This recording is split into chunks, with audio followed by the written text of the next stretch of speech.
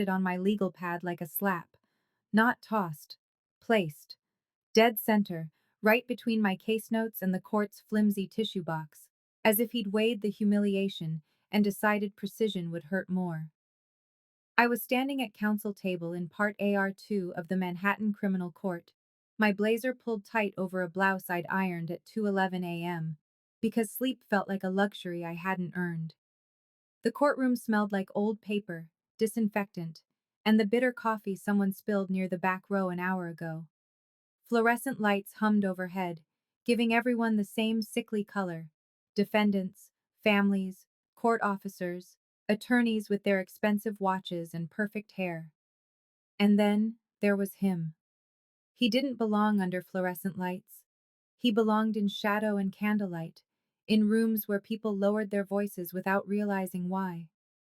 When he leaned in from the gallery, close enough that his breath brushed my ear, I caught the clean bite of expensive cologne layered over something darker, smoke maybe, or cedar, or the faint metallic tang of danger. $1, he murmured, voice low and amused. That's what they pay you for a man's life, counselor? I didn't move. I didn't look at him.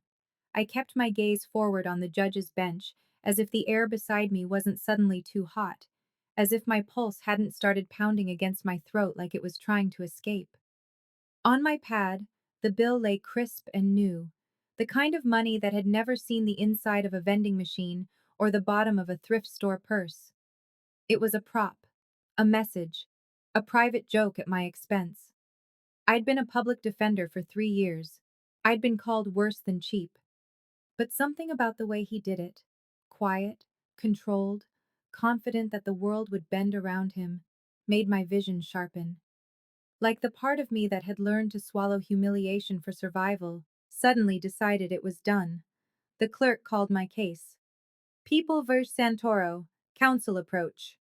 My client, Frankie Santoro, rose beside me with shackles clinking softly at his ankles.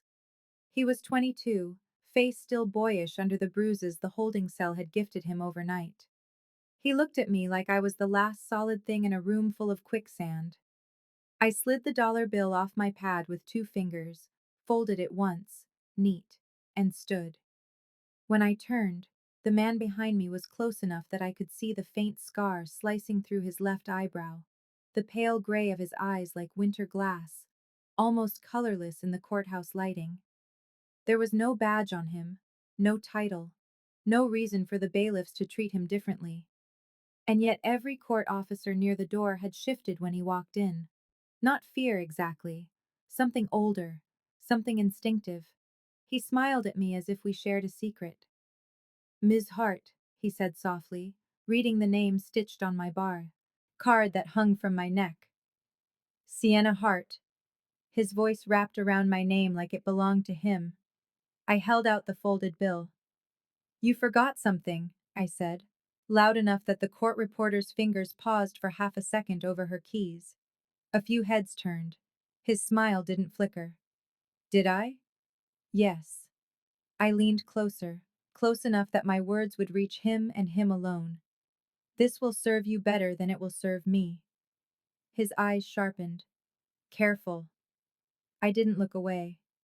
My dignity doesn't come with a price tag, especially not $1. For a heartbeat, the whole courtroom felt like it inhaled. I could hear the hum of the lights, the scratch of a pen, the faint rattle of Frankie's chains. The man's gaze moved from my face to the bill, then back. Slow. Evaluating. Like he was deciding whether I was brave or stupid. Then he took it. His fingers brushed mine. Just a fraction of a second.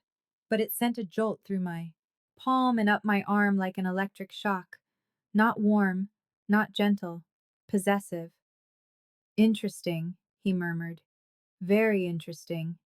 He tucked the bill into the inside pocket of his tailored coat, as if it mattered now, as if it had become something more than an insult. And when he stepped back, giving me space, the air felt colder. I forced myself to turn away before my body betrayed me with a shiver. At the bench, Judge Raskin peered over her glasses, unimpressed by theatrics. Ms. Hart, Mr. Santoro, we ready? Yes, Your Honor, I said, voice steady even as my heart hammered. Behind me, I could feel him watching, not like a passerby, like a predator who'd just seen prey bite back. The ADA launched into the charges: possession with intent, alleged assault, obstruction. Frankie's case was thin. It always was in these rooms. Thin evidence, thick assumptions, and a system built to grind people down until they signed whatever paper would end the noise. I argued bail. I argued facts. I argued that Frankie had a job, a mother, a life that didn't deserve to be suspended because an officer's hunch needed validation. Judge Raskin set bail anyway. When I sat back down, Frankie's shoulders sagged. I'm sorry, I whispered. I'll file a motion. We'll fight. He nodded, eyes glossy with fear. And then, as the next case was called, the man in the gray eyes moved again, silent, effortless, until he was at the aisle beside me. You shouldn't waste your breath, he said. I didn't turn. Excuse me? On Santoro. He said the name like it tasted cheap. He's not walking. I gripped my folder hard enough to crease the paper. Who are you? A pause, like he enjoyed the question. Then softly, Alessandro Gallo. The name hit like a weight dropped in my stomach. It wasn't the kind of name you heard in court filings. It was the kind you heard in whispers, at precinct parties, in the back rooms of restaurants, in the cautious way senior attorneys warned junior ones to mind their mouths. The kind of name that didn't need a title because the city itself seemed to recognize it. I kept my face calm through sheer will. Mr. Gallo, I said, perfectly polite. I'm working. His mouth curved. So I see. I could feel his attention move over me the way a searchlight moves over a shoreline. Slow, thorough, impossible to hide from. You're angry, he observed. No. I filed papers into my bag with precise movements. I'm busy. He leaned closer. You should be angry. They pay you pennies, toss you scraps, and expect you to thank them for the privilege. I finally looked at him, because I needed him to see that I wasn't afraid. His eyes were pale, almost unsettling. Up close, they made everything else in the room feel blurry. I'm offering a deal. My stomach tightened. No. I hadn't even heard the deal. My body said no before my brain could entertain it. That made his smile deepen, like he appreciated the reflex. One conversation, he said. 10 minutes. Then you can say no again. I don't do backroom meetings. Good, he murmured. Neither do I. He straightened as a court officer approached, eyes flicking over Alessandro with a wariness that looked like practice. Alessandro offered the officer a look. Cool, bored. The officer looked away first. I felt something cold settle under my ribs. People didn't look away from public defenders. They looked away from men who could make consequences appear. I said no, I repeated, quieter now, because this was starting to feel less like an insult and more like a test. Alessandro's gaze drifted to Frankie, who was being led back toward the holding area. Frankie Santoro is one of mine, said. My blood went still. That's not possible, I said, even though it was. Frankie didn't look like one of his. Frankie looked like a kid who'd been unlucky. Alessandro's voice remained calm. He's family to someone who matters, and he's about to be used as leverage. I swallowed. Leverage for what? For me. His eyes held mine. And you're standing between the system and a clean win. I clenched my jaw. If you're involved, my ethical obligations. Don't recite rules at me, counselor. His tone wasn't harsh, but it had an edge that made my pulse jump. You're already in this room with me. The question is, how you move from here. I forced a breath. What is your deal? He watched me for a long moment, then reached into his pocket again. Not the dollar. A card. Plain white. No logo. No fancy embossing. Just a name. Vincent. And a number. Call, Alessandro said, if you care about your client. I stared at the card, then at his face. He didn't look like he was bluffing. He looked like he'd already decided what would happen, and the world would simply follow. I hated that. I hated that the rational part of me, trained by years of broken systems and late night research and judges who didn't care, recognized the danger in refusing. I took the card. Alessandro's gaze flicked to my fingers. Good girl. Heat flared in my chest, sharp and unwelcome. I'm not. He was already stepping away, moving back into the gallery like he hadn't just shifted the axis of my day. Before he disappeared into the crowd, he looked back once. One deal, Sienna, he said softly. That's all. Then he was gone, swallowed by bodies and noise and the courthouse rhythm. And I was left standing there, holding a plain white card like a loaded gun. I should have thrown it out. I should have gone back to my office, buried myself in motions and case. Law, pretended gray eyes weren't burned into my mind. Instead, I waited until the docket break, until Frankie was processed, until I'd said, I'll be back, to his mother with a confidence I didn't feel. Then I walked into the hallway, pulled my phone out with shaking hands, and dialed. It rang once, twice. Then a voice answered, smooth and professional. Vincent. This is Sienna Hart, I said, throat tight. Public defender. A pause. Yes, Ms. Hart. Mr. Gallo said you would call. I don't do deals with criminals, I said, because naming it made it feel safer. Vincent's voice didn't change. Mr. Gallo doesn't consider himself a criminal. He considers himself a businessman with complicated interests. That's cute. A faint sound that might have been amusement. Mr. Gallo would like to meet. Today, 3 p.m. No. Ms. Hart. Vincent's tone remained polite. Frankie Santoro will be arraigned again in 48 hours. The people will add charges. The bail will increase. His attorney of record is you. You will be blamed when his mother needs someone to hate. My grip tightened on my phone. What do you want? A deal, Vincent said. One. Then you walk away.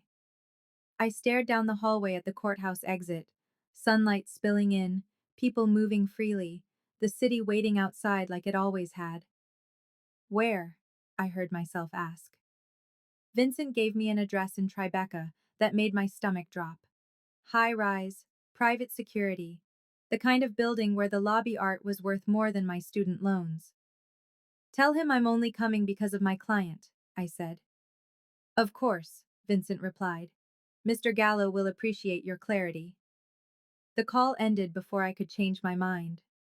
For the next 3 hours, I moved through my day like I was underwater. I met with clients. I argued motions. I sat across from a teenager who'd stolen food and insisted he deserved prison because he was tired of being hungry. But the whole time, there was a thread in my mind that kept pulling toward Tribeca, toward gray eyes, toward that dollar bill tucked inside a man's coat like a trophy. At 2:40 p.m., I stood outside the building and stared up. Glass and steel, discreet, expensive in a way that didn't need to announce itself. A doorman looked me over. Cheap blazer, worn heels, tote bag stuffed with legal files, and his expression flickered with judgment. Then I said, I'm here to see Mr. Gallo. The judgment evaporated. His posture shifted. Respect, mixed with something that looked like pity. Of course, Ms. Hart, he said quickly. 42nd floor, private elevator. Private elevator, because of course. Inside, the elevator was silent, the walls mirrored, the air faintly scented. I watched my reflection and didn't like what I saw. Not because I looked bad, though I looked exhausted, because I looked like someone about to step into a story she wouldn't control. The doors opened directly into a penthouse, floor-to-ceiling windows, Manhattan spread out like a glittering map. Artwork that made my throat tighten with recognition. Originals, not prints. Furniture that whispered old money. And standing by the windows as if he owned the whole skyline was Alessandro Gallo. He wasn't wearing a suit. He was wearing dark slacks and a white dress shirt with sleeves rolled up, exposing forearms that looked strong in a way that made my mind go quiet for half a second. A watch sat on his wrist, simple but expensive. He turned when I stepped out, gray eyes, and something like satisfaction. Sienna Hart, he said, voice warm, as if we were old friends. You came. I'm here for Frankie Santoro, I said immediately, because if I didn't set the boundary now, I feared I'd forget how. Alessandro smiled. Of course you are. He walked toward me, slow, unhurried, like he knew I would hold my ground. I did. Barely. He stopped a few feet away, close enough that I could smell him, cedar and smoke and something clean, close enough that the memory of his fingers brushing mine in court flashed hot against my skin. You returned the dollar, he said softly. It was insulting. It was intentional. I blinked. You did it on purpose. Yes. His honesty landed like a slap. I wanted to see what you would do when someone tried to buy your pride. Anger rose sharp in my chest. You're sick. Alessandro's expression didn't change. I'm thorough. Why? I demanded. Why me? His gaze flicked over me with unsettling precision. Because you're the only person in that courtroom who didn't flinch when I looked at you. I hated that my stomach tightened at the compliment. I flinched, I lied. His mouth curved like he knew I was lying. He gestured toward a sleek sofa. Sit. I'm not here to relax. No. His tone softened, but somehow it became more dangerous. You're here to make a deal. I stayed standing. Alessandro watched me for a long moment, then nodded once as if he approved. Good, he murmured. Stay on your feet. It suits you. My cheeks warmed, infuriatingly. I forced my voice steady. Frankie Santoro, what do you want? Alessandro moved to a bar cart and poured himself a drink. Whiskey, amber catching the light. Then poured a second and held it out to me. I didn't take it. He set it down, untouched. Frankie is a message, Alessandro said. They picked him up because they can't pick me up. I crossed my arms. Who is they? The people, he said, meaning the DA's office, the cops, the whole machine. A task force. A detective who wants his name in the papers. A prosecutor who wants a promotion. My stomach clenched because I'd seen that hunger up close. And you want me to… What? I demanded. Pull strings? Alessandro's eyes held mine. I want you to defend him like you would defend any client, without fear. I laughed, once, without humor. Without fear? I'm standing in a stranger's penthouse being asked for favors by a man with a reputation that makes people look away. He stepped closer. The air shifted. You're not afraid of me, he said quietly. My body betrayed me with a pulse of heat. I should be. Probably, he agreed, so casually it made my throat tighten. But you're not. I forced a breath. How do I know you're not the one using Frankie? A slow smile. Because if I wanted Frankie gone, he would already be gone. The ease with which he said it chilled me. Jesus, I whispered. Alessandro watched me with a look that was almost gentle. This is the world you live next to, counselor, whether you want to or not. I held his gaze, refusing to look away first. What's the deal, Alessandro? He paused. Then, almost softly, one deal, one favor, and then you walk away. What favor? He reached into a folder on the coffee table, thick, neatly labeled, and slid it toward me. My name was on it. Sienna Hart. My blood went cold. I didn't touch it. You investigated me. I investigate everyone I'm about to trust, he said simply. Trust? My voice cracked. You don't trust anyone. A flicker of amusement. That's true. I stared at the folder like it might bite. Alessandro leaned forward slightly. You went to Columbia, top of your class. You interned with the DA before you switched sides. My stomach tightened because I hadn't told anyone in my office about the DA internship. It was a footnote I avoided. You have $213,000 in student loans, he continued. You send money to your mother every month. You're covering your younger sister's tuition because your father decided disappearing was easier than parenting. Heat flooded my face, rage, humiliation, and something worse. Stop, I snapped. Alessandro's gaze didn't move. You work 80 hours a week and still feel guilty when you sleep. You pretend you don't want help because you're afraid help will come with strings. My throat closed. He tilted his head. Am I wrong? I hated him. I hated how accurate he was. I hated how my body felt like it was buzzing, like it recognized danger and wanted to run toward it anyway. What do you want? I repeated, voice quieter now, because the room felt like it belonged to him, and I was the only object in it that didn't. Alessandro's eyes darkened, just slightly. I want your mind. My stomach flipped. Excuse me? Your legal mind, he clarified, but his gaze lingered in a way that made the words feel like a lie. I'm building something.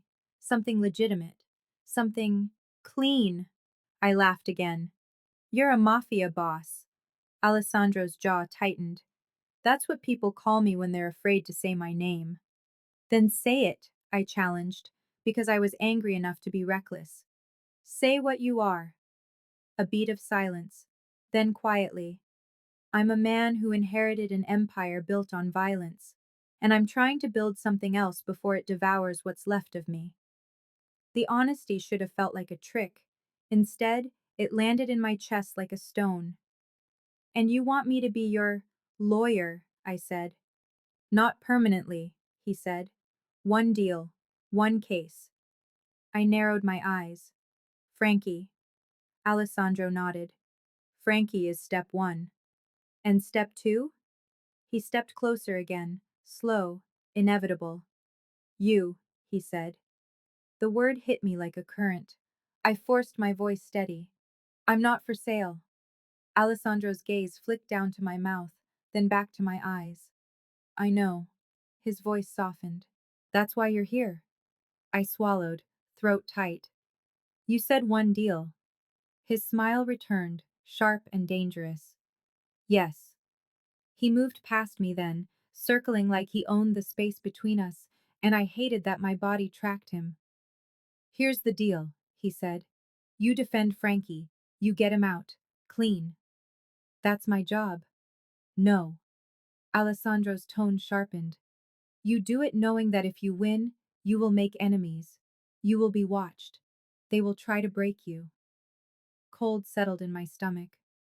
Why would I do that? Because you don't like losing. His gaze cut into me. And because you care. I clenched my jaw. And what do I get? Alessandro's smile faded.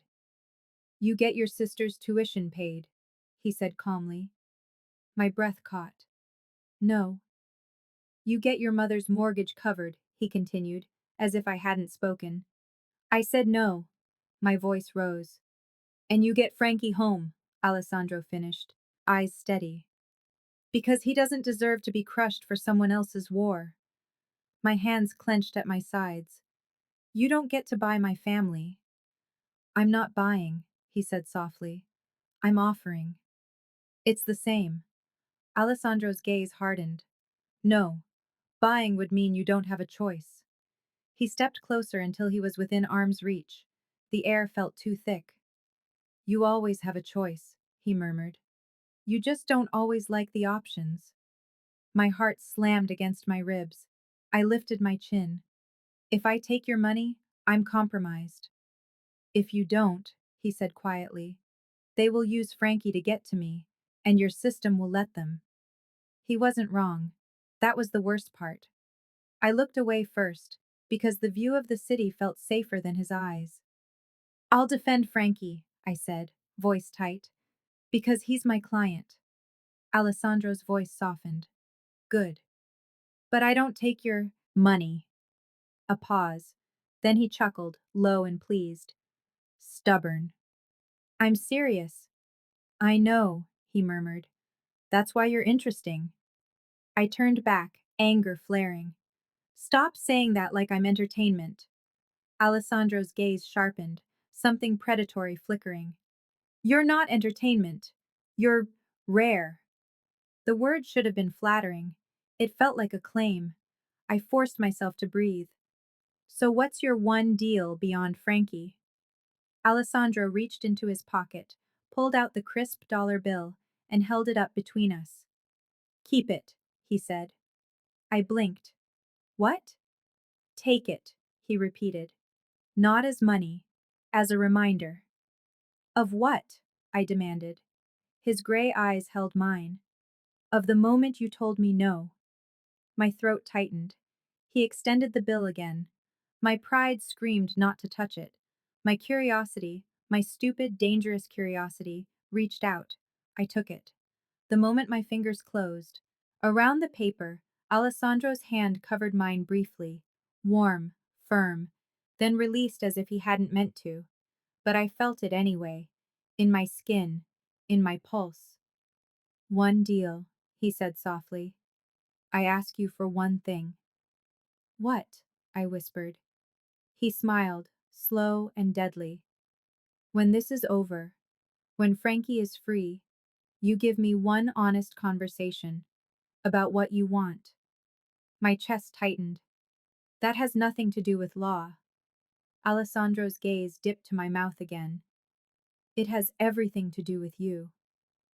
I should have left right then. I should have turned and run back to my cramped office with its peeling paint and ringing phones and problems I understood. Instead, I stood there with a dollar bill in my hand and gray eyes burning into me, and I felt the ground shift under my life. Fine, I said, because the word came out before I could stop it. One conversation. Alessandro's smile widened. Good, he murmured. Now, let's save your client. The next 48 hours were a blur of paper cuts, late night research, and the kind of adrenaline that made my hands steady even when my mind screamed. I filed motions. I requested discovery. I hunted down body cam footage that mysteriously malfunctioned.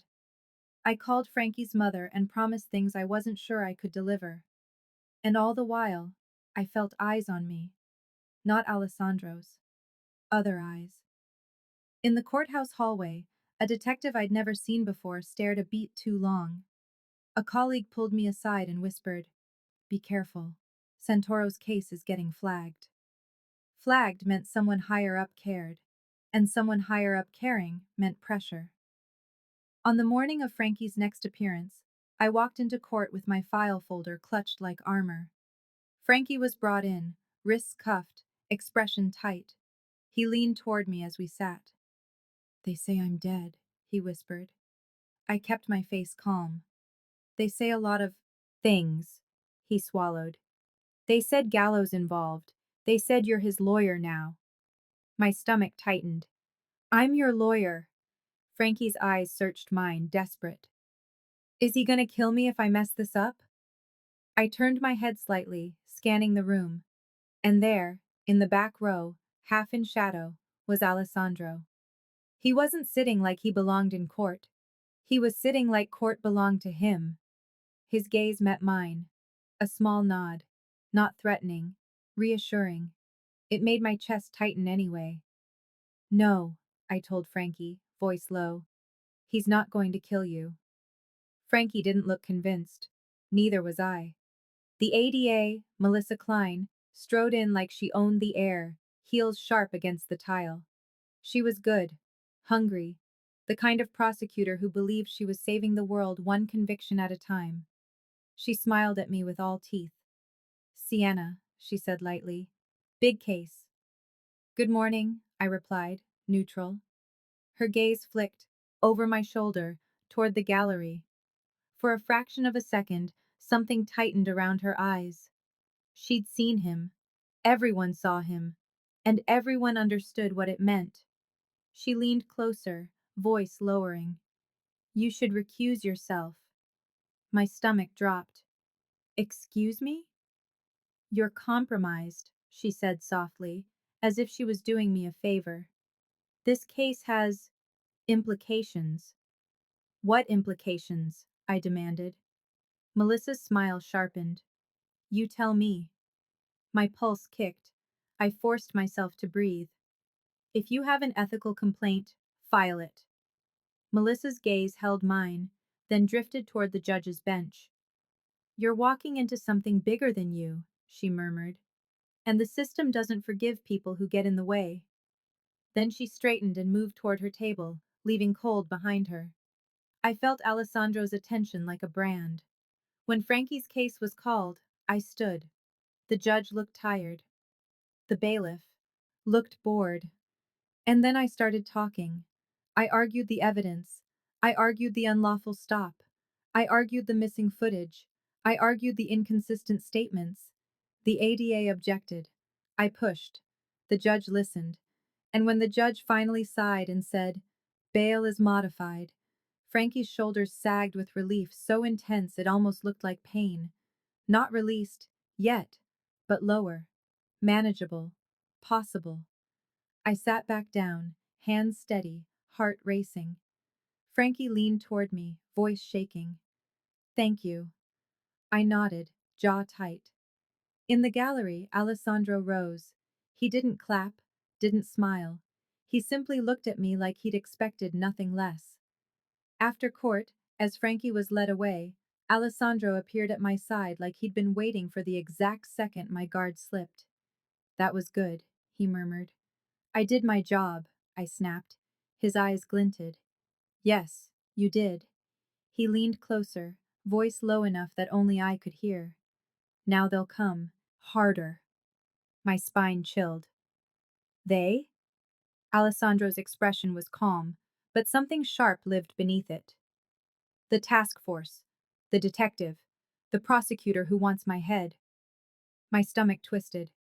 This isn't my war. Alessandro's gaze held mine. It is now. Because you stepped onto the field. I hated that my body reacted to his proximity. That heat curled low in my belly like a traitor. I want Frankie safe, I said tightly. That's it. Alessandro's smile was slow. So do I. He started to move away, then paused. And Sienna, he added, voice softer. You looked beautiful when you told that judge no. My cheeks warmed. I should have ignored it. Instead, I heard myself say, Stop.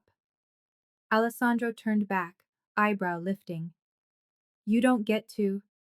I searched for the words, anger and confusion tangling. You don't get to talk to me like that.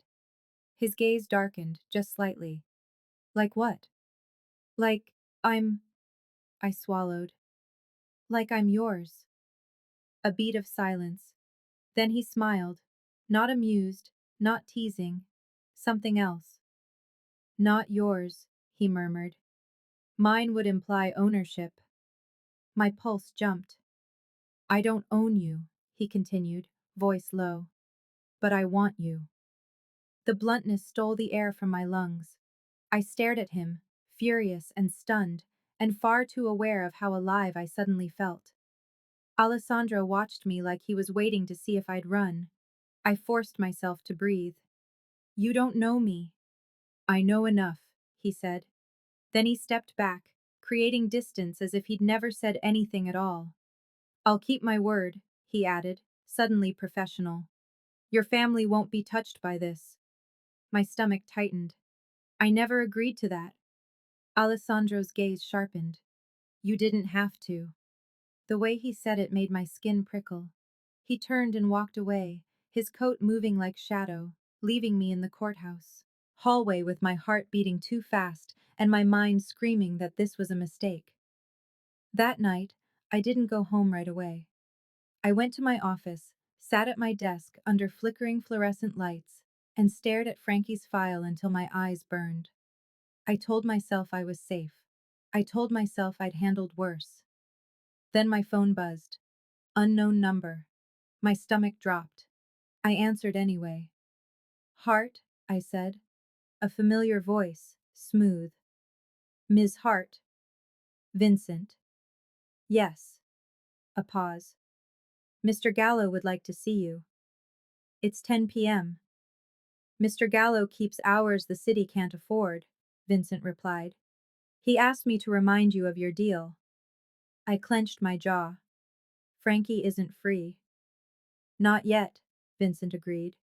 But the next step requires coordination. I'm not part of his operation. Vincent's tone remained polite. Then consider this legal consultation. Mr. Gallo has information relevant to your case. I closed my eyes. This is how it starts, I thought. Not with a gun to your head, with a phone call you shouldn't answer. Where? I said quietly. Vincent gave me an address. Not the penthouse this time. A restaurant. Private room. 11, Vincent said. You will be met at the back entrance. The smart choice was to refuse. The smart choice was to call my supervisor and request reassignment. The smart choice was to run. But my life hadn't been built on smart choices. It had been built on survival. And something inside me, a stubborn, furious part, wanted to look Alessandro Gallo in the eyes again and prove I could stand in the same room with him without bending.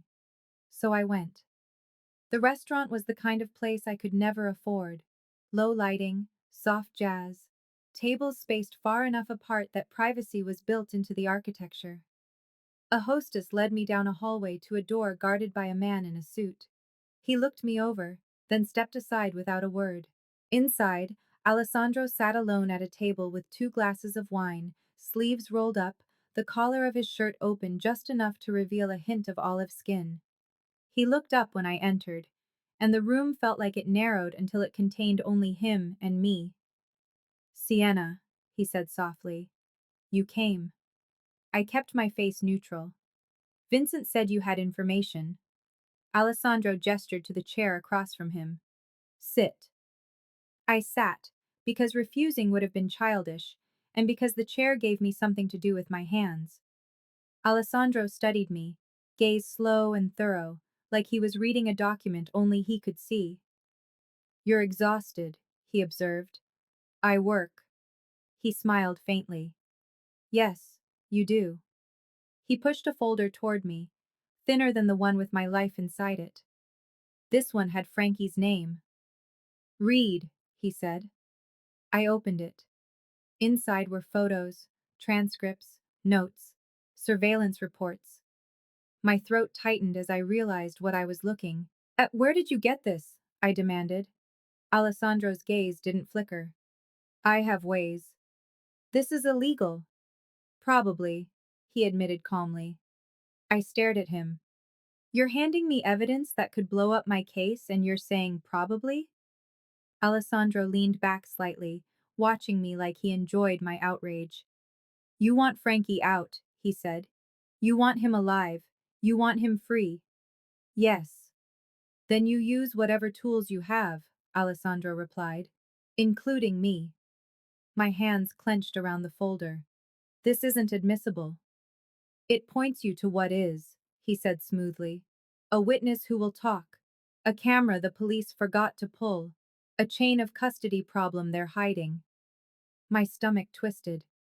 Why are you helping? I demanded. If Frankie is yours, why not just handle it? Alessandro's eyes darkened. Because if I handle it my way, people die. And Frankie doesn't need more blood on his life. The honesty made my chest tighten. You said you were trying to build something else, I said quietly. Alessandro's gaze held mine. I am. He leaned forward a fraction, voice lowering. But I can't do it alone. Something in his tone made my pulse jump. I forced myself to keep my voice steady. So you want me to be your conscience? Alessandro's mouth curved. No.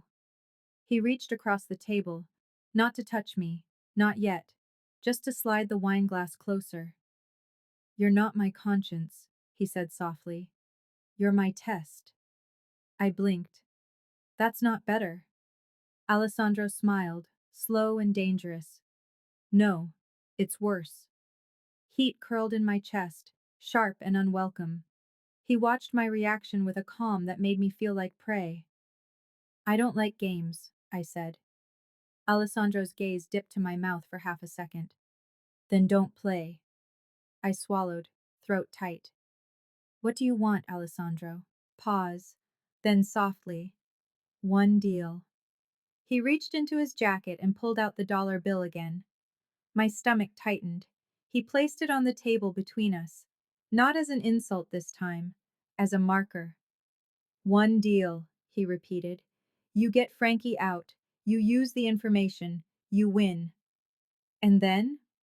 Alessandro's gaze held mine. Then you give me that honest conversation, and you decide if you walk away or if you step closer. My pulse hammered. This is inappropriate, I whispered. Yes, he agreed, voice gentle in the most dangerous way. And you feel it anyway. I hated him. I hated how right he was. I stared at the bill, at the crisp edges catching the low light, and felt my life splitting into before and after. I forced myself to pick up the folder and stand. I'm taking this, I said. For Frankie. Alessandro's gaze tracked me. Good. And the conversation, my voice caught, happens when Frankie is free. Alessandro rose too, moving closer until he was within arm's reach. He didn't touch me, but his presence did. Agreed, he murmured. I turned to leave, because staying felt like leaning over a cliff and testing gravity. As I reached the door, Alessandro's voice stopped me. Sienna. I paused, hand on the handle. His tone was softer now, almost careful. You did the right thing in court, he said, returning the dollar. I didn't turn. It was a reflex. Alessandro's voice lowered.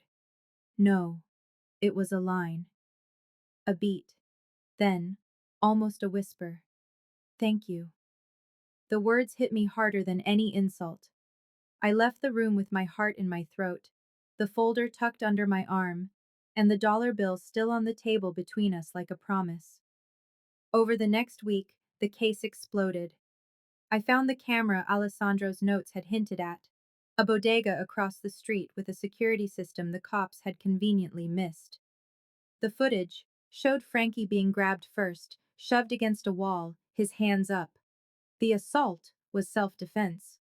I found a witness, an EMT, who'd treated one of the officers and noted bruises that didn't match the report. I filed motions. I subpoenaed records. I made the ADA look like she was hiding something. Melissa Klein's smile disappeared. She started showing up with supervisors. The judge's patience thinned. And the detective in the hallway, the one I'd noticed before, started watching me like he was memorizing my routine. One night, as I left my office late, I felt it. That prickle on the back of my neck. I turned. A man stood near the end of the block, half hidden by the shadow of a lamppost. Not Vincent. Not a suit. This one wore a cheap hoodie, and a look that made my stomach drop. He lifted his phone as if taking a picture. Then he walked away. Cold slid under my ribs. I hurried to the subway, keeping my head down, trying not to let fear turn into panic. Halfway down the stairs, my phone buzzed. Unknown number. My heart jumped. I answered. Hello? Alessandro's voice, low and calm. Stop. I froze on the stairwell. What? I whispered. Don't go underground, he said. No greeting, no pretense. Turn around and walk back up. My pulse spiked. Why? Because you're being followed, on the weather. Ice flooded my veins. I forced myself to keep breathing. How do you? I see what's mine, he said softly. Heat and anger flared. I'm not yours. A pause. Then his voice, quieter. Not yet. My breath caught. Turn around, he repeated, tone sharpening. Now. My body moved before my mind could argue. I climbed back up the stairs, heart hammering. Outside, the street felt too open, too bright, too full of places someone could hide. Where are you? I whispered. In a car, Alessandro replied. Look to your left. I turned. A black sedan idled at the curb. The back door opened, and Alessandro sat inside, watching me through the dark. His gaze cut into me like a blade. Get in, he said. It wasn't a question. Every rational part of me screamed no. Every survival instinct screamed yes. So I got in. The door shut behind me with a soft, final click. The car smelled like leather and him. Alessandro didn't touch me. He didn't even move. He just looked at me with gray eyes that made my skin feel too tight. You're stubborn, he murmured. Someone was following me, I whispered. Who? Alessandro's jaw clenched. A task force contractor. Someone who thinks fear will make you fold. My throat tightened. They're threatening me. Alessandro's gaze hardened. They're trying. And you knew. Yes. Why didn't you tell me sooner? Alessandro's eyes flicked over my face, something dark living beneath his calm. Because you would have tried to handle it alone. I swallowed. He wasn't wrong. His voice lowered. You don't have to. The softness in his tone was more dangerous than any threat. I forced myself to breathe. Take me home. Alessandro's gaze held mine. Where is home? My chest tightened at the question. My apartment, I said, sharper than necessary. Alessandro leaned back slightly, as if he'd expected the deflection. Fine, he murmured. But first, you listen. I stared at him, pulse racing. Alessandro's voice stayed calm. They will try to scare you. They will try to discredit you. They will try to turn your own office against you. My stomach twisted. How do you know? Alessandro's eyes went colder. Because I've done it. The admission hit hard. You've ruined people, I whispered. Yes, he said simply. And I'm telling you this because I don't want them to ruin you. My throat tightened. Why do you care? A pause. Then softly Alessandro said, because when you returned that dollar, you reminded me what it feels like to be told no. The words should have sounded manipulative. They didn't. They sounded honest. My voice cracked. That's not enough. Alessandro's gaze held mine, steady. It's not the only reason. Heat crawled up my neck. The car was too small. His presence too big. Don't, I whispered. Alessandro's mouth curved, faint. Don't what? Don't make this about us, I said, even though the tremor in my voice betrayed me. This is about my client. Alessandro's eyes softened, just slightly. Everything becomes about us when you're in my world. My pulse jumped. I hated the way my body reacted, how it felt like it recognized the danger and wanted it anyway. Alessandro's voice lowered. You're shaking. I looked down. My hands were trembling, in my lap. I clenched them into fists, furious at myself. Adrenaline, I lied. Alessandro's gaze stayed on me. You're brave, he murmured, but you're not invincible. I swallowed hard. Take me home, I repeated. Alessandro nodded once, then spoke to the driver in Italian, smooth, sharp, and the car pulled away. As we moved through the city, I stared out the window, trying to regain control of my breathing. I felt Alessandro watching me, silent. When we reached my building, the car stopped. Alessandro didn't move to open the door. He just spoke, quiet and firm. Tomorrow, he said. You go to court. You win. You get Frankie out. I turned to him. And then? Alessandro's gray eyes locked onto mine. Then we talk. My throat tightened. Alessandro. He leaned closer, close enough that my breath hitched. His voice dropped to a whisper. One deal, Sienna. Then he reached into his pocket, pulled out the dollar, bill, and held it out to me. I stared at it. What? I whispered. He smiled, slow and dangerous. Keep it this time. I took it, because refusing felt like surrendering to fear.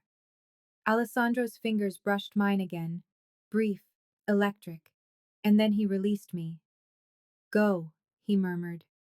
I got out of the car, legs unsteady, and walked toward my building with the dollar bill clenched in my hand like a talisman. I didn't look back, but I felt his gaze on me until the door shut behind me. That night, sleep didn't come. I lay in bed staring at the ceiling, the dollar bill on my nightstand, and tried to convince myself I wasn't in trouble. Not legal trouble, not moral trouble, the other kind. The kind that sneaks into your bloodstream and starts rewiring you. The next day in court, Melissa Klein looked like she hadn't slept either. Her supervisor sat beside her, expression flat. The detective stood in the back, arms crossed. And Alessandro was there again. In the gallery, still as stone. When Frankie's case was called, I stood. And I fought like my life depended on it, because in a way, it did. I played the bodega footage. I introduced the EMT notes. I cross-examined the officer on his malfunctioning body cam until his face flushed and his answers fell apart. The judge's expression hardened. Melissa objected, voice tight. I pushed. The judge listened. And then, finally, Judge Raskin sighed, long, weary, and said, "Motion granted. Charges reduced. Bail is set to ROR." Released on his own recognizance. Frankie's breath left him like a sob. His mother cried out from the back row. Frankie looked at me like I'd just handed him back his life. I sat down slowly, hands still steady, heart pounding. Alessandro's gaze met mine. A small nod. Approval. As Frankie was let out, not in shackles this time, he stopped beside Alessandro's row, eyes wide. Alessandro didn't speak to him, didn't touch him. He simply looked at Frankie. And Frankie lowered his head in a gesture that wasn't respect. It was allegiance. Cold slid through me. After court, in the hallway, Melissa Klein caught my arm. "Congratulations," she said, voice sweet. "You won." "Thank you," I said, pulling free. Melissa's eyes sharpened. "Be careful, Sienna." I held her gaze. "Are you threatening me?" Melissa smiled. "No, I'm warning you. You just stepped into a war you don't understand." Then she walked away. My stomach twisted.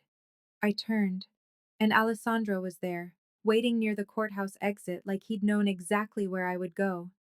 He offered me his arm like I was some delicate thing that needed escorting. I ignored it. "We're done," I said, voice tight. "Frankie is free. Deal fulfilled." Alessandro's gaze held mine. "Yes." "And I'm walking away," I added, because I needed to say it out loud. A slow smile. "You can try." Anger flared. "Don't!" Alessandro stepped closer, voice dropping. "One conversation, Sienna." My chest tightened. That wasn't part of Frankie's deal. "It was," he murmured. "You agreed." I clenched my jaw. He watched me, calm, waiting. The street outside was loud, full of people who had no idea what it meant to be standing this close to Alessandro Gallo. I forced a breath. "Fine. One conversation." Alessandro's mouth curved. "Good." "Where?" I demanded. He leaned closer, voice soft against my ear. "Somewhere you can't run." Heat flared in my chest, sharp and furious. "I'm not afraid of you," I said. Alessandro's smile deepened, pleased. "That's the problem." He gestured toward a black car waiting at the curb. My stomach dropped. "No." Alessandro's gaze sharpened. "Sienna." The way he said my name felt like a hand closing around my throat, gentle, but certain. I stared at him, heart racing, and realized this wasn't about power. Not entirely. This was about something worse. Want. Curiosity. The part of me that had been starved for years and suddenly smelled food. I hated him for that. I hated myself more. 10 minutes, I said, voice tight. That's all. Alessandro's smile was slow. We both know you're lying. I got in anyway. The car pulled away. The city blurred outside the window, and I felt, with sick certainty, that I'd just crossed a line I wouldn't be able to uncross. Alessandro didn't speak for a long moment. He just watched me with that unsettling, pale gaze, as if he was letting me feel the weight of my choice. Finally, he said, "Tell me what you want." I laughed, bitter. "You first." Alessandro's mouth curved. "Fair." He leaned back slightly, hands relaxed, posture casual in a way that should have been comforting, but wasn't. "I want to build a legitimate operation," he said calmly. "Clean money. Clean businesses. Something that can survive when the blood dries." My stomach twisted. "And you think I can help you?" Alessandro's gaze held mine. "I know you can. I'm a public defender." "You're a strategist," he corrected. "You know how systems bend. You know where they break. You know how to protect people with nothing but words." My throat tightened. "Words don't protect people from bullets." Alessandro's gaze darkened. "No." He leaned forward slightly, voice lowering. "I do." The bluntness stole my breath. "I want a deal," I said quickly, needing to keep this in law. "If you're asking me to work for you—" "I'm not," he interrupted smoothly. "Not like that." "Then what are you asking?" Alessandro's eyes stayed on mine. "I'm asking you to advise me. Quietly. Legally. That's still working for you?" "Yes," he said simply. My stomach clenched. "I can't. Ethics." Alessandro's gaze sharpened. "You can't because you don't trust yourself around me." Heat climbed my neck. "I don't trust you," I snapped. Alessandro smiled faintly. "That too." I forced myself to breathe. "What's the deal, Alessandro?" A pause. Then he reached into his pocket and pulled out a folded document. He held it out. I took it, suspicious. It was a contract. Typed, formal, legal language. My name at the top. Consulting agreement. Limited term. Clear compensation. Clear scope. And, buried in the clauses, a line that made my breath catch. Termination without penalty, at any time at Ms. Hart's sole discretion. My throat tightened. He'd built me an escape route. "Why?" I whispered, looking up. Alessandro's gaze held mine, steady. "Because you demanded control." My pulse hammered.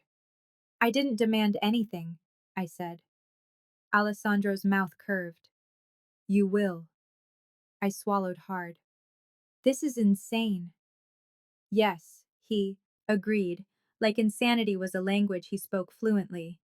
"And the compensation—" I flipped the page and nearly choked. It was more money than I made in a year. My stomach twisted with anger. "This is buying." Alessandro's gaze stayed calm. "No, this is valuing." "Same thing." He leaned closer, voice low. "Tell me your number, Sienna. Tell me what it costs to keep you safe and free and unowned. I will pay it, and I will not ask for anything in return but your mind." My heart slammed. The car felt too small again. "Why me?" I whispered. "Because it haunted me." Alessandro's expression softened, just slightly. "Because you returned the dollar," he said. "Because you didn't flinch. Because you didn't beg. Because you looked at me like I was just a man." My throat tightened. "And because," he added, voice dropping, "I can't afford to want you without a reason." The words hit like a punch. My breath caught. I stared at him. Anger and heat and fear tangled inside me. "This is manipulation," I whispered. Alessandro's gaze held mine. "Yes." The honesty stunned me. "And yet," he murmured, "you're still here." I hated him. I hated that he was right. I looked down at the contract again, at the clause that let me walk away. He'd given me control, because he wanted me to choose. That should have felt safer. It didn't. It felt like a trap built out of respect. What's the catch? I demanded. Alessandro's mouth curved. The catch is you'll see things. My stomach tightened. What things? The world behind the curtains, he said softly. And once you see it, you won't be able to unsee it. My throat closed.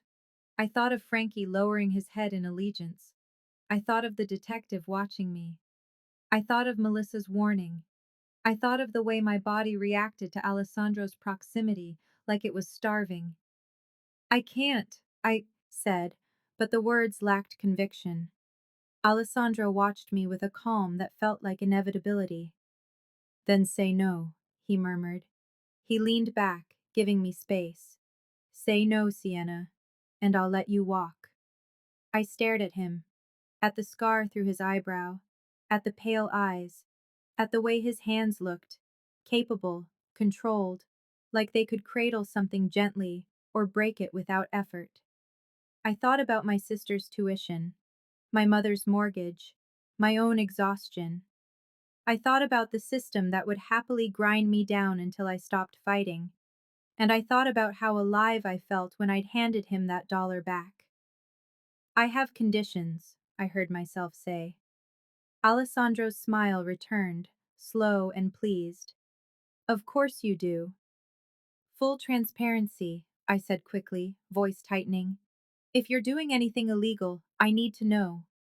Alessandro's gaze sharpened. That's a dangerous condition. I don't care. A pause. Then he nodded once. Agreed. And you don't contact my family, I continued. Ever. Not with money, not with threats, not with gifts. Alessandro's eyes held mine. Agreed. And I keep my job, I said. I don't become your in-house lawyer. This is limited, specific. Alessandro's mouth curved. Agreed. And, my voice caught, because this one felt too personal. You don't touch me without permission. A beat of silence. Something flickered in his eyes. Approval, maybe, or respect. Then he nodded again. Agreed. My heart pounded.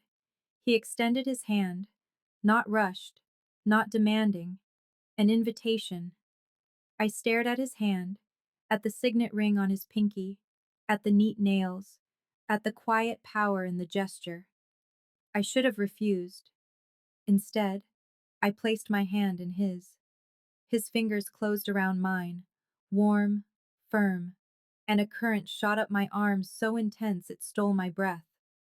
His thumb brushed my knuckles, lingering a fraction too long to be purely professional. Deal, he murmured. My voice came out rough. Deal. Alessandro released me. The moment snapped like a thread. He picked up a phone, spoke in Italian, then looked back at me. We're going to my office, he said. You'll see the file. What file? His gray eyes turned colder. The one they're building on you. My blood went still. On me, I whispered. Alessandro's gaze held mine. Yes, Sienna. The city outside blurred, and for the first time since the courthouse, fear hit me clean and sharp, because I finally understood something I'd been trying not to. Frankie Santoro had never been the real target. I was. The car didn't take me to a penthouse. It took me to a building that didn't want to be noticed. An old financial services tower just off Broadway, with a lobby so clean it looked sterile, marble so pale it could have been bone. No signage, no brass nameplate, only a security desk, staffed by men who didn't glance at screens unless they already knew what they were going to see. Alessandro's driver didn't speak. He didn't have to. My pulse kept a steady, furious rhythm as we moved through a private entrance, up a service elevator that smelled faintly of ozone and expensive soap, and into a hallway carpeted so thick it swallowed the sound of my heels. The silence felt intentional, like a warning. A door opened without a knock. Not swung, released. Vincent stepped aside with that same smooth, professional stillness he always wore, like a tailored suit over something sharp. This way, Ms. Hart. I didn't correct him. I didn't give him the satisfaction of seeing me bristle. I walked in. Alessandro's office wasn't romantic. It wasn't candlelit. It wasn't a Tribeca fantasy meant to seduce me into thinking danger could be curated. It was a war room pretending to be corporate. A long table, two walls of screens, dark for now. Shelves, lined with binders that had nothing to do with aesthetics. A map of Manhattan pinned behind glass, dotted with small, precise markers. The windows were there, but the view felt secondary, like the city existed outside his reach only as a courtesy. He stood at the far end of the table with his sleeves rolled up, white shirt stark against the dark wood, gray eyes pale as winter glass. There was no smile, only attention. Sit, he said. I stayed standing. You said you had a file, I replied. My voice sounded steadier than I felt, which was the only reason I didn't hate myself for the tremor in my hands. Show me. Alessandro's gaze flicked once, down to my hands, then back up, as if taking inventory of what the fear was doing to me. Then he reached to the table and slid a thick folder across the polished surface. The motion was calm, controlled, the kind of calm that made you understand he didn't get this way by being lucky. The folder stopped directly in front of me. My name stared up in black type. Sienna Hart. My stomach turned cold, the same way it had when he'd first put my life in a folder like a possession he could set down and pick up whenever he wanted. I didn't touch it at first. I looked at him. This is your idea of transparency? I asked. You keeping a file on me and now, what? Sharing it like it's a gift? Alessandro's expression didn't shift. That file is not mine. The sentence landed like a slap. I stared. What? He stepped closer, not into my space, not touching, but close enough that his presence thickened the air. It's theirs, he said, and they are not subtle about it. I dragged my nails lightly along the folder's edge before opening it, like I could soften what I was about to see by hesitating. Inside were photographs, more than I expected. Me leaving the courthouse, me on my phone outside the subway entrance, me walking into that restaurant's back hallway, me stepping out of the black sedan, not grainy, not lucky snapshots, surveillance. Notes were clipped beside the photos, times, locations, names. Hart met with Gallo associate Vincent at 22:07 hours. Hart observed entering Gallo vehicle at 18:43 hours. Hart maintained contact with Gallo, possible compromise. My throat tightened. This is illegal, Alessandro supplied, almost bored. Maybe. It depends who is writing the rules that day. I flipped the page and felt my pulse stumble. A printed bank record. My account number redacted except for the last 4 digits I knew by heart. A deposit entry highlighted in yellow. $10,000. My vision sharpened so hard it hurt. That's not mine, I said, too fast, too loud. It's in your name, Alessandro replied. It's fabricated, I snapped. It's planted. Alessandro's eyes narrowed. Yes. The agreement should have relieved me. Instead, it made my stomach drop. Further. Because it meant the people with badges and subpoenas weren't merely watching me. They were building a story. And stories, when the system wanted them, became verdicts. I forced myself to breathe and turned the page. There it was, an anonymous ethics complaint, printed on letterhead that made my skin crawl. Allegations of improper contact with a known organized crime figure. Allegations of accepting illicit compensation. Allegations of witness tampering relating to People versus Santoro. At the bottom, a line that made my mouth go dry. Referral pending to the District Attorney's Public Integrity Bureau. My hands went cold around the folder. They're going to arrest me, I whispered, more to myself than to him. Alessandro didn't correct me. That silence was an answer. I lifted my gaze. Who? A pause. Then he said it like he was naming weather. Detective Rowan Kells. The name didn't ring in my mind until it did. Until I saw, in memory, the man in the hallway with the posture of someone who wanted the world to notice him, the stare that lingered, the hunger under it. And Melissa? I asked, because my brain needed a shape for betrayal. Alessandro's eyes cooled. Klein is not the architect. She's an instrument. I swallowed. You're sure? I don't do guesses, he said, voice low. I do certainty. My fingers tightened on the folder. Why are they doing this? Alessandro watched me for a beat, then reached into his pocket. I expected a phone, a gun, a threat.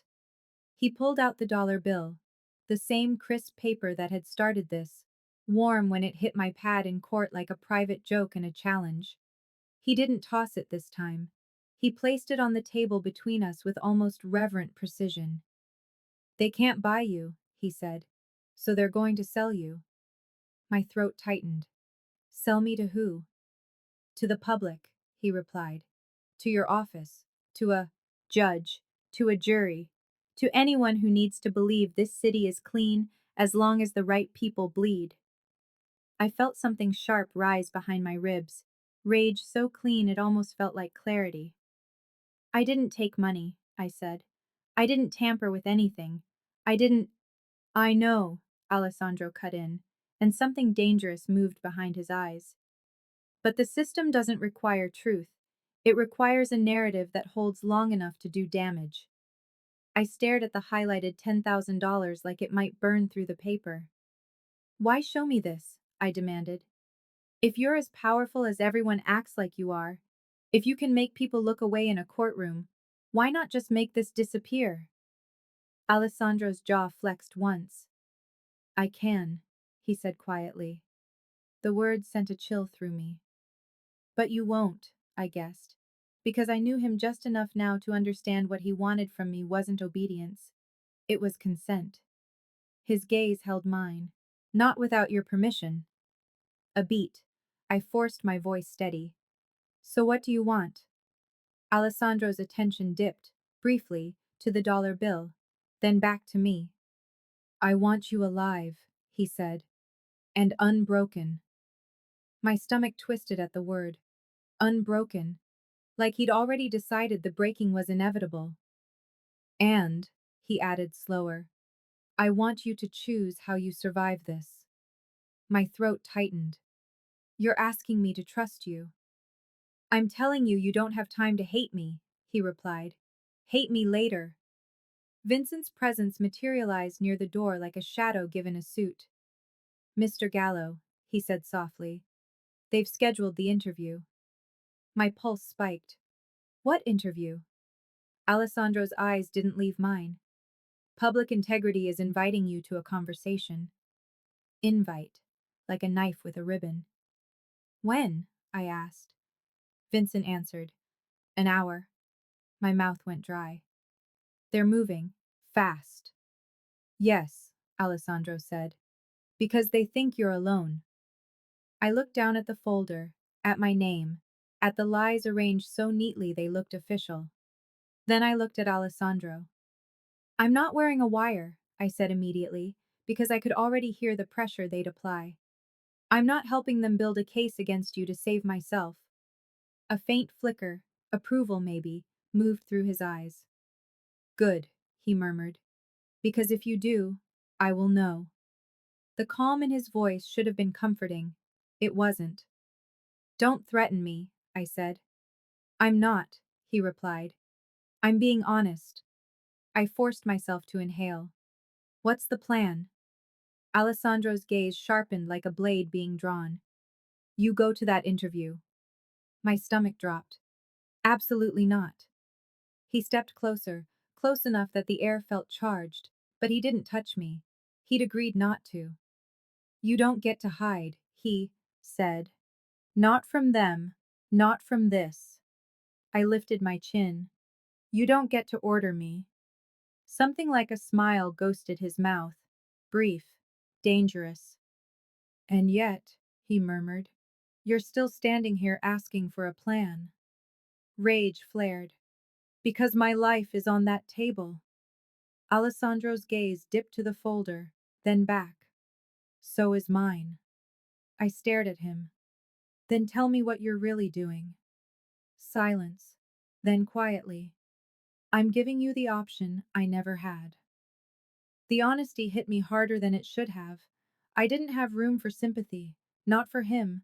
Not for a man who could make people disappear with a phone call. But I had room for understanding. And understanding was a weapon. Fine, I said, voice tight. I go. Alessandro didn't blink. Good. And I control the conversation, I added. Not you, not Vincent, not your men. His eyes darkened with something that looked like respect. You will, he said. That's why you'll win. I swallowed hard. Win what? Alessandro's voice dropped. Your name. My stomach clenched. Because he'd just admitted what I'd been trying not to. This wasn't only about a case, it was about identity. They weren't just trying to arrest me. They were trying to turn me into a cautionary tale. Another naive defender who got too close to the wrong man and paid for it. I clenched my hands. What do you have? Alessandro turned his head slightly. Vincent stepped forward and placed a thin envelope on the table. No logo, no letterhead, just weight. Alessandro slid it toward me. Open it. I did. Inside was a thumb drive and a single sheet of paper with a list of dates and times. Surveillance logs, Alessandro said. From their team, not the ones they filed. I stared at him. How did you get this? He didn't answer. He didn't have to. What's on the drive? I asked. Alessandro's gaze held mine, steady. A conversation. My blood went still. Between who? I whispered. Kells, Alessandro said. And someone who thinks he can buy promotions. My throat tightened. And it's clean? Alessandro's expression hardened. It's real. I closed my eyes for a second and forced myself to think like a lawyer instead of a woman standing too close to a storm. New York is one-party consent, I said slowly, testing. Audio is admissible if it's lawfully obtained. Alessandro's mouth curved, faint. You're already building your argument. Don't, I snapped. Don't make this feel like a game. His eyes sharpened. It isn't. That's why you'll do it right. I stared at the folder again, at the planted deposit, at the complaint. They're going to offer me a deal, I said. Immunity if I cooperate. Yes, Alessandro replied. And if I don't, I continued, they'll indict me or ruin me anyway. Alessandro's gaze didn't move. Yes. A bitter laugh scraped out of me. So the only way out is to burn them first. Alessandro watched me like he'd been waiting for that sentence. Yes, he said quietly. Now you understand. My stomach twisted because part of me did understand. Not the violence, the strategy. Systems didn't collapse because someone asked nicely. They collapsed because someone forced accountability into the light. I looked up. You're going to make them disappear after this. It wasn't a question. Alessandro's expression went still. The air changed. That depends, he said softly. My pulse kicked. Depends on what? On you, he replied. The answer landed like a cage door closing. I stepped back half a pace, fury flaring. No. Alessandro didn't move. You don't get to say no and still expect me to protect you. My spine chilled. I didn't ask you to protect me. Yes, he said. You did. The moment you called Vincent. The moment you got into my car. Anger rose hot. That doesn't mean I let you decide who lives and dies. Alessandro's gaze sharpened. Then decide. The words hit hard. Because he wasn't offering control as a kindness. He was demanding it as a price. I forced my breathing to steady. I will not be complicit in murder, I said, voice low. Not for my career, not for my life, not for you. A beat of silence. Then Alessandro nodded once, slow. Good, he murmured. I blinked. Good? His mouth curved slightly. If you had said otherwise, I would have lost interest. The admission sent something cold and strange through me. Even now he was testing. Always testing. I lifted my chin. If we do this, we do it legally. Alessandro's eyes held mine. As legally as the world allows. That's not an answer, I snapped. It's the only honest one, he replied. This city is not built for saints, Sienna. It's built for people who choose where to put their sins. My stomach turned, because the part of me that was still purely idealistic, still convinced the law was a clean thing if you held it hard enough, was shrinking under the weight of reality. Fine, I said, voice tight. We expose them. We force their hand. We make the narrative collapse. Alessandro's gaze burned into me. And then? I held his stare. Then I make my choice. Something flashed in his eyes. Approval, hunger, something that looked like relief wrapped in steel. Good, he murmured. Now you sound like someone who survives. Public Integrity's office smelled like clean carpet and old power. The kind of space where people spoke softly because they liked the sound of authority more than they liked truth. They made me wait in a glass-walled room with a bowl of mints and a stack of pamphlets about ethical obligations. The irony tasted like metal. When they finally brought me in, there were three of them. A supervisor with tired eyes, an investigator who wouldn't meet my gaze, and Detective Rowan Kells leaning against the far wall like he was there to enjoy the show. Melissa Klein wasn't in the room, but her shadow was. I could feel it. Kells smiled when he saw me.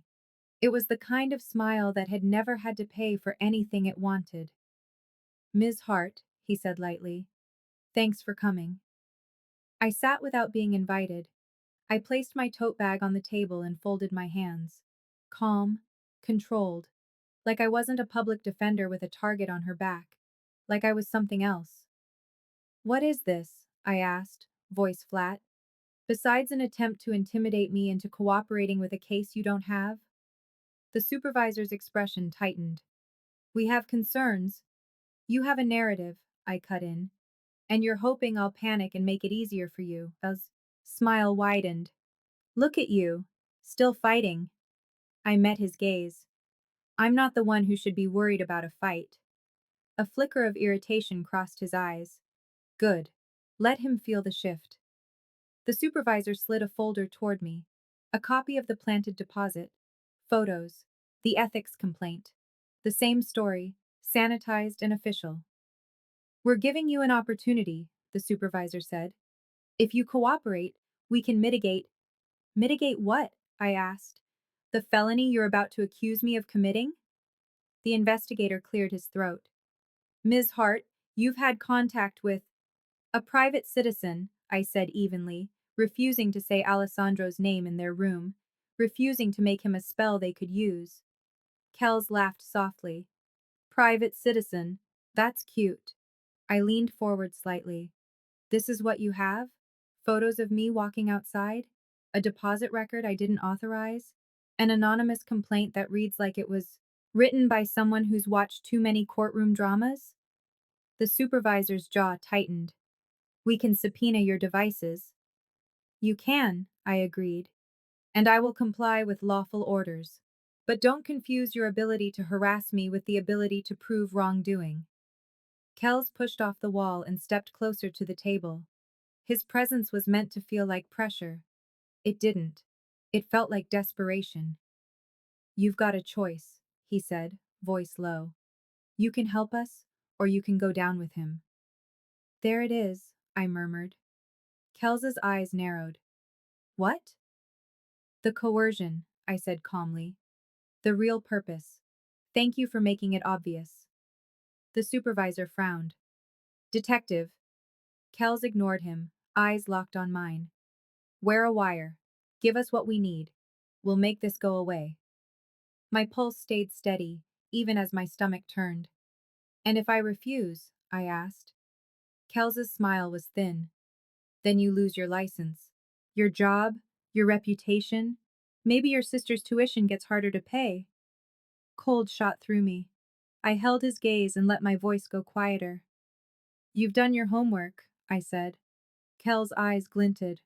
We all do our homework. I nodded slowly. Then I reached into my tote bag and pulled out a single sheet of paper. Not the drive, not the logs. A subpoena. Signed, stamped. A request for the surveillance authorization and chain of custody documentation relating to investigative materials obtained concerning Sienna Hart. The supervisor stared. What is this? I smiled without warmth. This is what happens when you try to scare a lawyer. Kel's expression tightened. You don't have authority. Oh, I do, I said softly. Because you referred this to public integrity, and public integrity just created a record of your interest in me, which makes your surveillance relevant, which makes your paperwork discoverable if you want to. Pretend you're doing this by the book. The supervisor's eyes hardened. We're not obligated to. You are, I replied. Unless you want a court to ask why you surveilled a public defender without probable cause. A beat of silence. Kels's gaze shifted, sharp. You're bluffing. I didn't move. I didn't flinch. I let him feel what Alessandro had felt when I returned that dollar. No, I said. I'm documenting. The supervisor leaned back, expression tightening with something that looked like calculation. Then Kells leaned in closer, voice dropping. You think you're smart, he murmured. But you're already compromised. And if you don't take our deal, we can make this uglier. My pulse stayed steady. Do it, I said quietly. Kells blinked. What? Make it uglier, I repeated, voice calm. Because the uglier you make it, the clearer it becomes who you are. His jaw flexed. I watched him, realize, too late, that I wasn't alone in the way he'd assumed. Not because of Alessandro, because of me. Because I had done what I always did. I had prepared. I slid the thumb drive across the table. The supervisor stared at it. What is that? I looked directly at Kells. A conversation, I said. His eyes sharpened. Don't. I tilted my head. Why? Worried about narratives now? The supervisor reached for the drive. Kel's hand shot out fast, too fast, stopping it. The room went still. That one movement said everything. The supervisor's eyes narrowed. Detective? Kel's smile didn't reach his eyes. It's nothing. I leaned back in my chair, heart steady. It's not nothing, I said. It's you. Kel's gaze cut into mine. You don't know what you're doing. I smiled, slow and cold. Yes, I said softly. I do. By the time I walked out of that office, my hands were trembling, not from fear, but from the adrenaline of control. The hallway felt brighter. The air felt thinner. Outside, the city kept moving like it always did. People laughed, cars honked, someone argued into a phone about dinner reservations. No one knew that in a quiet office upstairs, a story had shifted, a story that had been written to destroy me. I didn't see Alessandro's car at first. I felt it, that familiar prickle at the back of my neck, like being watched by something that didn't miss. Then the black sedan eased into view at the curb. The back door opened. Alessandro didn't get out. He just looked at me. An invitation. A command. Both. I walked to the car and got in. The door shut with a soft click that sounded final. His gaze swept over me. Quick. Precise. You're shaking, he observed. I'm alive, I replied. A faint smile touched his mouth. Good. I stared at him. They tried to threaten my sister. Something dark moved through his eyes. Did they say her name? He asked, voice low. Yes, I said. Silence. Heavy. Controlled. Then Alessandro exhaled once, slow. That was a mistake, he murmured. I leaned forward slightly. Don't. His gaze snapped to mine. I mean it, I said, voice sharp. You promised me. No family, no gifts, no threats, No contact. A beat. Then he nodded once. You're right, he said quietly. I promised. And I'm holding you to it, I replied. His eyes held mine, and something in them shifted, something like reluctant respect. Good, he murmured again, as if my defiance was the only thing keeping him from becoming exactly what everyone feared. I swallowed, throat tight. What happens now? Alessandro's gaze turned toward the windshield. Now they scramble. He looked back at me. And now you pay, he added softly. My stomach tightened. Pay what? The cost of winning, he said. The words hit harder because they weren't a threat. They were a truth. I thought of my office, my colleagues, the fragile trust I'd built in a system that loved to punish anyone who made it look ugly. I swallowed. They're going to come after me anyway. Alessandro's mouth curved. Yes. And I can't go back like nothing happened, I said.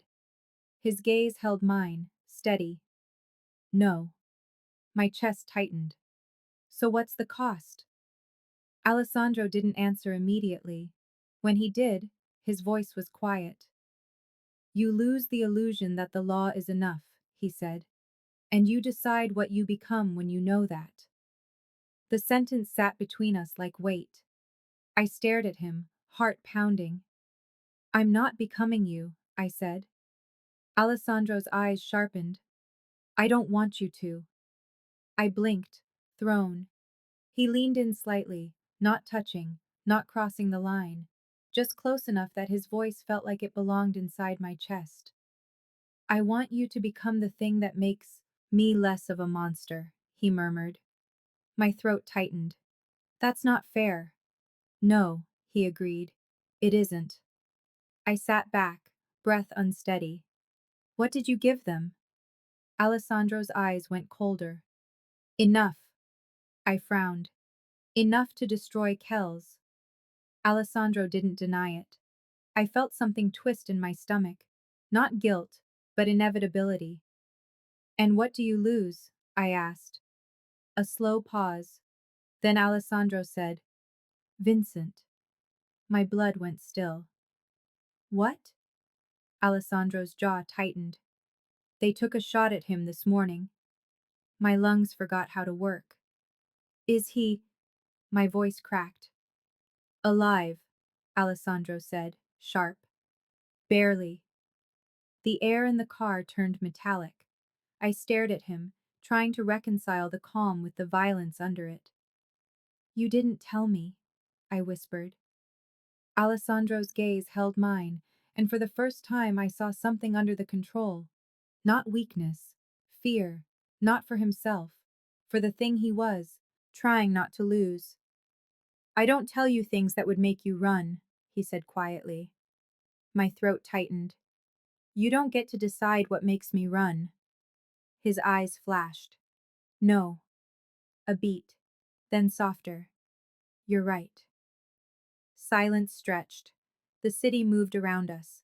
And somewhere inside me, a door closed. Not because I wanted it to, because the choice had finally become clear. I could walk away now, try to crawl back into my old life and pretend this hadn't changed me. Or I could admit what I already knew. They weren't going to let me go back. Not clean, not untouched, not after I'd forced their hand. I swallowed hard. Take me to Vincent. Alessandro's gaze sharpened. No. I stared. Excuse me? He's guarded, Alessandro said, voice firm. And you being there makes him a bigger target. You don't get to isolate me, I snapped. His eyes darkened. I'm not isolating you. I'm keeping you alive. I didn't agree to be kept, I said. A beat. Then Alessandro leaned back slightly, studying me like I was a question he couldn't solve with force. What do you want? He asked quietly. The same question he'd asked in the car before. The same question he'd built a trap around. This time I answered without flinching. I want this to end, I said. I want my name clean. I want Kells and anyone like him away from my life. And I want you. My voice caught, and I hated myself for it. I want you to stop pretending control is the same thing as safety. Alessandro's gaze held mine. Then slowly, he nodded once. Okay, he said. The word sounded like a concession, like a sacrifice. It scared me more than his threats. 2 days later, the story broke. Not mine. Theirs. A whistleblower in public integrity leaked the audio. Someone, maybe the supervisor, maybe the investigator, maybe someone with a conscience that finally got loud enough, sent the conversation up the chain with a note that couldn't be ignored. The task force's private funding, Kels's promises, the way he'd spoken about me like I was a tool. A judge ordered an inquiry. The DA's office scrambled. Melissa Klein disappeared from the courthouse for 48 hours and came back with eyes that looked like she'd swallowed something poisonous and decided not to choke. They dropped their pending referral against me. Not with an apology, with silence. And silence in this city was the closest thing to mercy you could expect.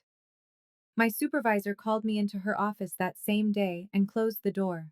She didn't sit. She looked at me like she'd been forced to choose between loyalty and survival had won. They're offering you a transfer, she said quietly. My stomach tightened. Where? Anywhere that isn't here, she replied. Or, a pause. You can resign. The word landed heavy. Resign meant losing the work that had shaped me. The cases. The clients who looked at me like I was the last solid thing in a room full of quicksand. It meant admitting the system had succeeded in pushing me out. My throat tightened. And if I don't? Her eyes softened, just barely. Then you'll keep getting cases flagged. You'll keep getting watched. You'll keep getting put in positions where you have to choose between your ethics and your life. I stared at her. This is punishment, I whispered. She didn't deny it. This is the cost, she said softly, of being right. I left her office with my resignation letter half written in my head. I sat at my desk for an hour staring at a stack of files, names, charges, lives, and realized something that made my chest ache. I could stay and become a symbol, a warning, a martyr, or I could leave and stay alive enough to fight another way. I thought of my sister, my mother, the threat spoken out, loud.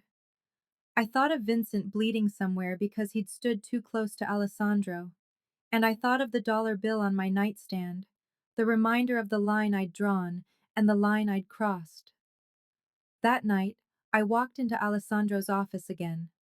Not because he summoned me, because I chose it. He was alone this time, standing by the window with the city behind him like a kingdom he'd never asked for but refused to surrender. He turned when I entered. His gaze found my face and stilled.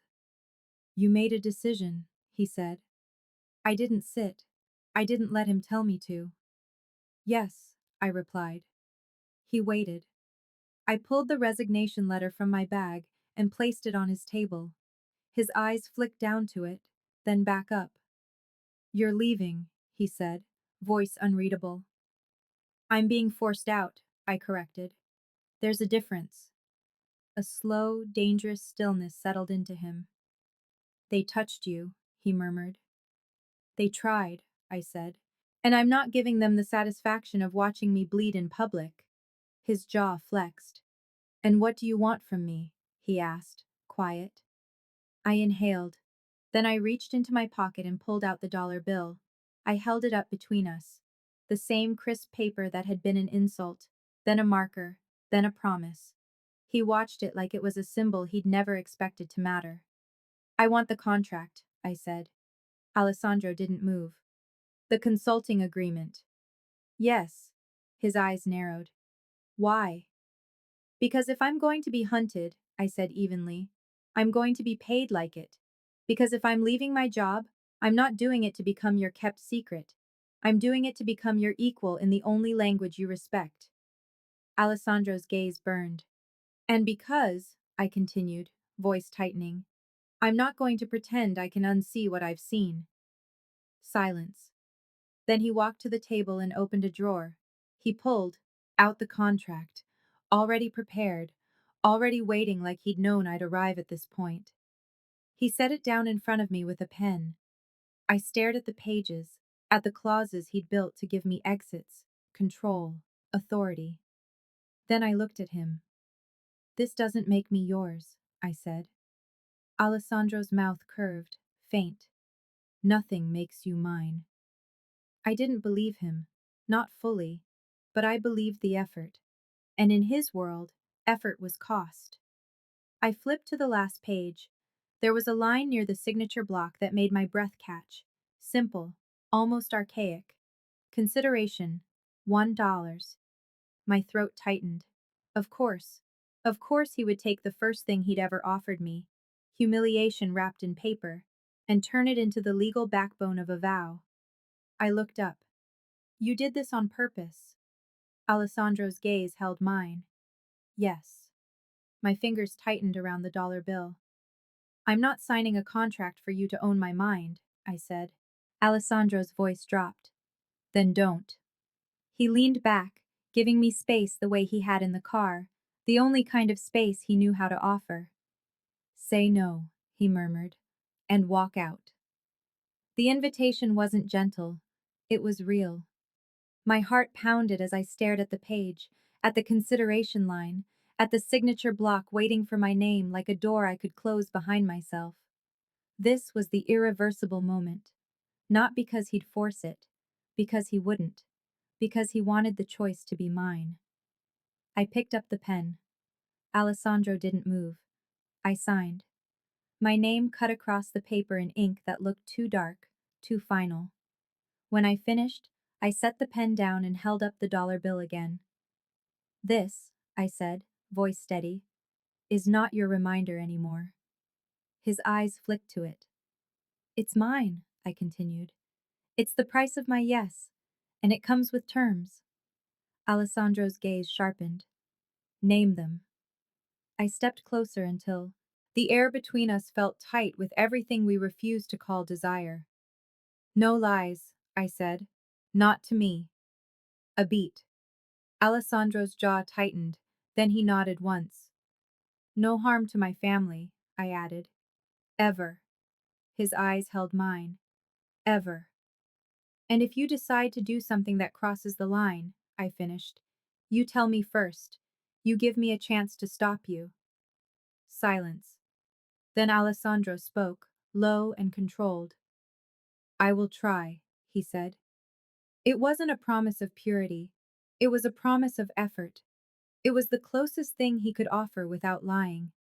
My chest tightened because I understood the truth under it. Choosing him meant choosing a world where try was sometimes the only clean word available. It meant accepting that the cost wasn't just my job, it was my innocence, my ability to pretend law could fix everything if you argued hard enough. Alessandro held out his hand, not rushed, not demanding. This time, I didn't place my hand in his. I placed the dollar bill in it. His fingers closed around the paper slowly, like he understood the weight. The city lights reflected in his pale eyes, making them look almost human for a moment. What are you doing? He murmured. I swallowed hard. Paying, I said quietly. In full. His gaze cut into mine. For what? For the moment I stop pretending I can keep my life untouched, I replied. For the moment, I admit, I'm choosing you. A beat. Then Alessandro lifted the dollar bill and slid it into the inside pocket of his coat, the same place he'd put it the first time, when it had been a trophy. Now it looked like something else. A vow. He stepped closer until I could smell cedar and smoke, and that faint metallic edge that always warned me what he was. He didn't touch me. He waited. I exhaled and nodded once. Permission. Alessandro's hand rose, slow, and he cupped my jaw. Firm, possessive, but careful, like restraint, was a language he was still learning. His voice dropped to a whisper. You understand what this costs, he said. Yes, I replied, throat tight. And you're doing it anyway. Yes. His thumb brushed my cheek once, almost gentle. Then he leaned in, not to take, not to claim with teeth or heat, but to press his forehead to mine like a promise that didn't need witnesses.